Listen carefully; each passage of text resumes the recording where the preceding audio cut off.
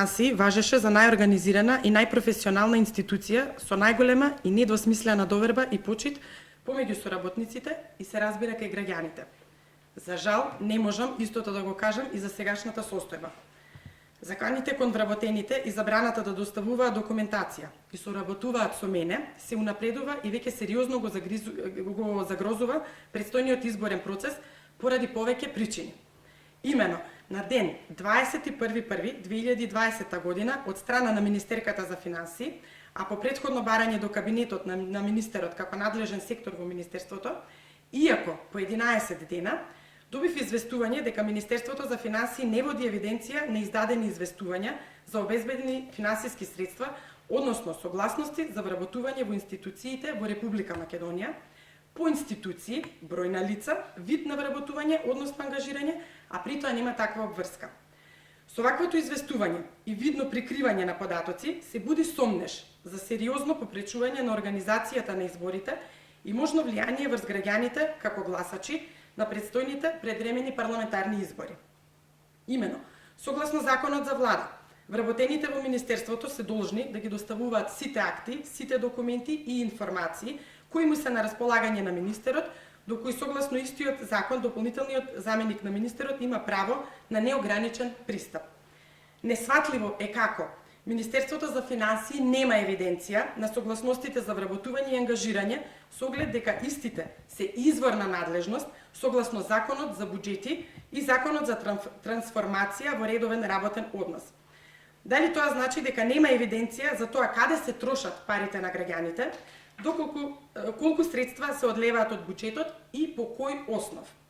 Како ќе се оствари наводната определба на владата за вложување во човечки капитал ако не се знае, односно не се води евиденција за колку лица се издала согласност, односно се обезбедиле средства за вработување, колку лица се ангажирале, каков вид на работен однос истите засновале? Како би се утврдиле механизмите за подобрување на определена состојба без претходна анализа на определени параметри. Ваквиот одговор, меѓу другото, укажува и на немање на капацитет на актуелниот кабинет на министерот за финансии, со оглед дека токму овие согласности, согласно правилникот за организација и работа на Министерството, се во надлежност на оваа организациона единица. Имено во периодот на преодната влада во 2015 година, како дополнителен заменик министер за финансии беше Кире Наумов и по негово барање доставено до министерот за финансии, податоците се издадени за согласностите биле, односно нивните барени податоци биле навремено, одговорот бил навремено доставен на начин на кој истите биле барани, зашто како доказ имаме и одговор во тој период доставен од тогашниот министер за финансии. Само момент да го покажеме нивниот одговор, не знам колку ќе можете. Еве го одговорот во тој период кој што бил доставен. Ке го снимете? Добро.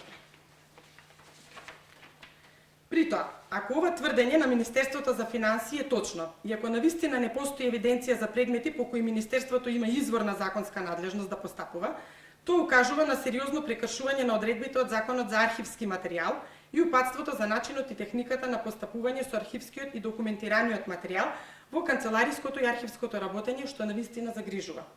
Од друга страна, не е јасно како во услови кога со закон е предвидено давање согласност од страна на Министерството за финансии за ангажирање на лица со договор за дело и авторски договор, што не представува известување за обезбедени, односно необезбедени средства, туку надлежност за издавање согласност што подразбира направена процена за нејзиното издавање. Министерството нема евиденција.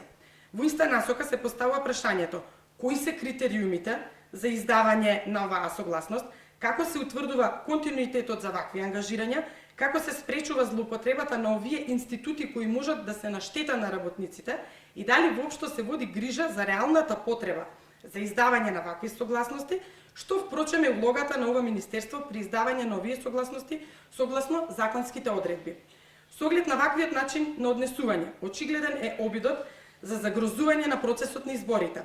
Може би задачата на министрите од СДС е да не дозволуваат увид во документацијата и нивно прикривање. Но мојата задача е граѓаните да ја дознаат вистината за секој денар што е потрошен и дали трошењата се во согласност со закон.